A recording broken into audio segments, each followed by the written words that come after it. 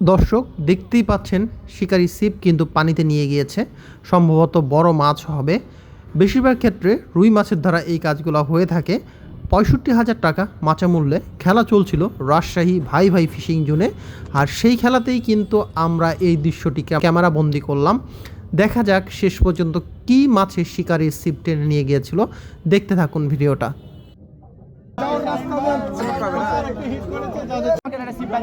দেখা যাক, রাহেল ভাই কিন্তু অনেকক্ষণ যাবত মাছ হয় রে ভাই, অনেকক্ষণ যাবত মাছ খেলতেছে, প্রায় 1 ঘন্টা হয়ে গেছে। আয় হায় আরে শিট কেটে গেছে, বডি হিট হয়েছিল।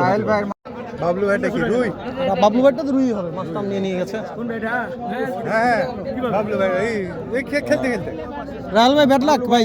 রাহেল ভাই, এই রাহেল ভাই ভালো বসো। কিছু করার নাই।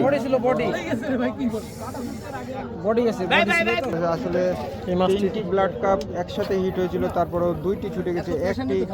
শাহিদ ভাইকে আমার সালাম দেবেন। শাহিদ ভাই আপনাকে সালাম জানাচ্ছে। আপনাদের টোটাল 4টা মাছ আসলে হিট হয়েছিল, এর মধ্যে চলে গেছে 2টা মাছ, আর ঠিক 2টা আছে মাছ ভাইজান, নেট আপনি হয়েছে শাহিদ ভাই আপনার সালাম খুব সুন্দরভাবে। এই মাছটা কিন্তু বাবু ভাই ছিপ নিয়ে গিয়েছিল।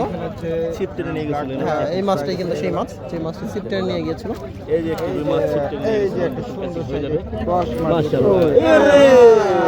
এটাও চলে গেল। না না না, যায় না, আছে মাছ আছে। নেট ছিঁড়ে গিয়েছিল। দেখুন, আসলে মাশাআল্লাহ, এটা হলো রিজিকে ছিল। থাকে রিজিকের মাছ, এরকম নেট ক্যাসিং থেকে দুইটা মাছ। গেছিল, আবার বড় ক্যাসিং করছে, এটা মাছটি ছিপ টেনে নিয়ে গেছিল।